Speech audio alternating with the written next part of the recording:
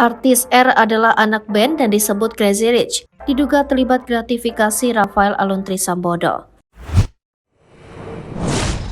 Sosok artis R yang diduga terlibat dalam kasus gratifikasi mantan pejabat Ditjen Pajak Rafael Aluntri Sambodo merupakan anak band.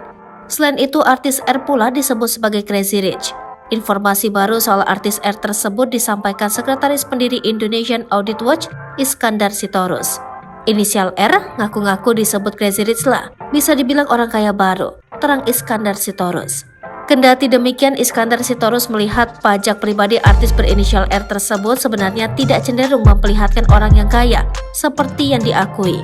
Pajak pribadinya sesungguhnya tidak cenderung bisa disebut kaya, apalagi pajak badan usaha jelasnya. Lebih lanjut, Iskandar Sitorus menuturkan korupsi merupakan salah satu bentuk penipuan yang paling banyak dilakukan. Namun korupsi dilakukan dalam jangka waktu lebih lama secara terstruktur. Iskandar Sitorus menyoroti seseorang yang menjadi kaya secara dadakan untuk tidak mudah dipercaya.